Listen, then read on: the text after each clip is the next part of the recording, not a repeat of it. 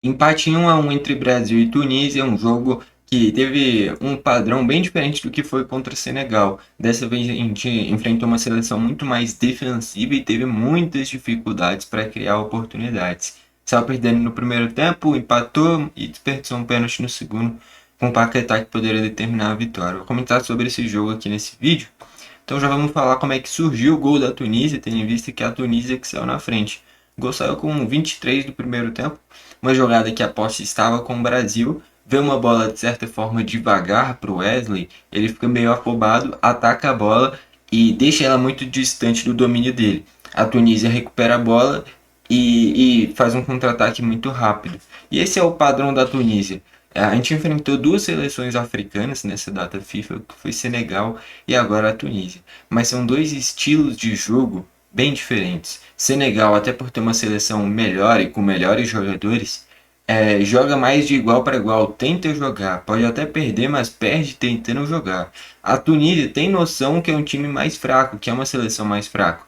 Então deu mais dificuldade no padrão quase que o jogo inteiro, de se defender e contra-atacar. Tanto é que quase todos os ataques da Tunísia eram no máximo 3, 4 jogadores dando opção na fase ofensiva.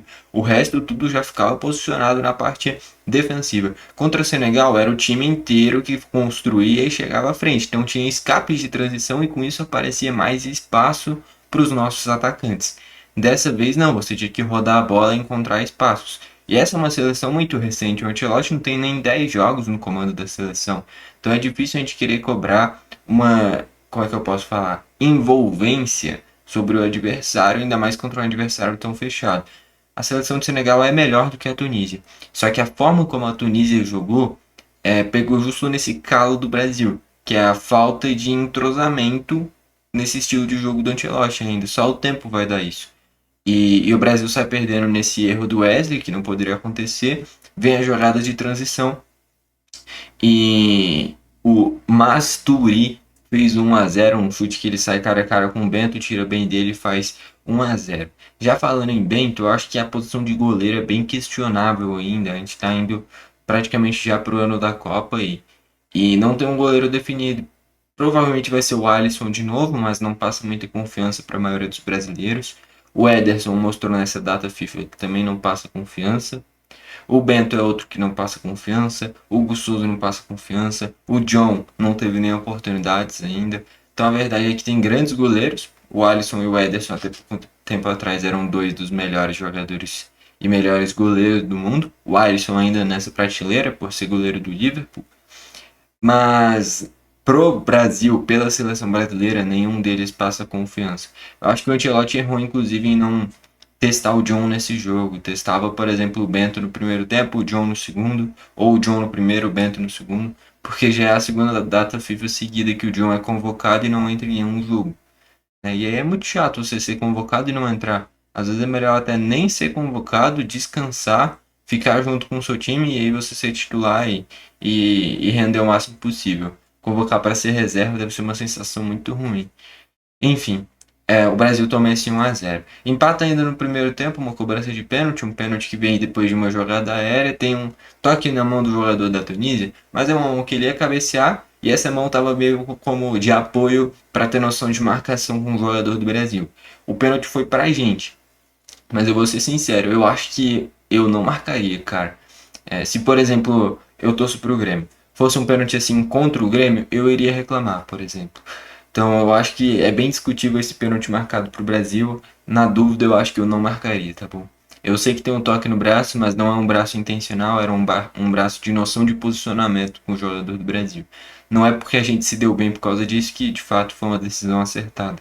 Então acho que no final das contas eu não marcaria esse pênalti, mas enfim, foi marcado. O Estevão bate de forma perfeita, empata o jogo no 1-1. O Brasil criou pouco, o jogo inteiro, essa é a verdade. Porém, no segundo tempo, teve mexidas e mexidas com jogadores que precisam aproveitar as oportunidades. Um deles é o Vitor Roque. E a Tunísia entrou muito na onda da sua torcida. Então a Tunísia não está acostumada a ter bons resultados, a vencer. Então, mesmo empatando em 1-1, já começou olé, os caras aproveitando esse momento, que estão empatando com uma grande seleção, e começaram a trocar passes e tentar fugir um pouquinho do padrão natural da Tunísia. padrão da Tunísia se defender e contra-atacar. Quando a torcida começou a gritar olé, começaram a querer inventar, sair jogando, dar passezinho bonito. Nisso daí teve uma pressão do Vinícius Júnior. O Vinícius faz um bloqueio perfeito, uma marcação-pressão perfeita em que ele fecha as opções de passe. A bola respinga, sobe para o Vitor Roque sem um domínio nítido, mas com ele com a posse da bola. Ele invade a área e o jogador da Tunísia, que errou o passe, né, que depois foi interceptado pelo Vitor Roque, puxa ele, pênalti bem marcado, foi bem mais pênalti do que o primeiro. O primeiro pode até ter sido, mas o segundo foi indiscutível.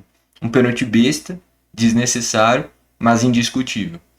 E aí, cara, ali na minha visão eram duas opções.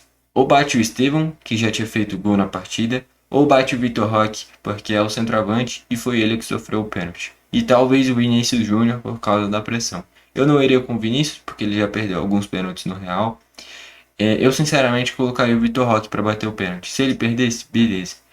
Se não fosse o Vitor, iria o Estevão, mas eu já achava que nesse momento o Estevão estava um pouquinho mais cansado também. Eu de fato colocaria o Vitor Roque para bater o pênalti. Centroavante, que sofreu o pênalti, ele que bate. É isso que eu penso, pelo menos. E acabou que quem bateu foi o Paquetá, cara. Nada a ver o Paquetá ter batido. E aí quando ele vai bater, ele meio que dá uns pulinhos, o jeito dele de bater pênalti. E pega embaixo da bola e chuta pra fora já com 30 do segundo tempo. Em um jogo que o Brasil criou pouco ainda, desperdiçar um pênalti, fica complicado de conseguir ter tempo de produzir um segundo gol. E foi o que aconteceu. O Brasil não conseguiu produzir o segundo gol.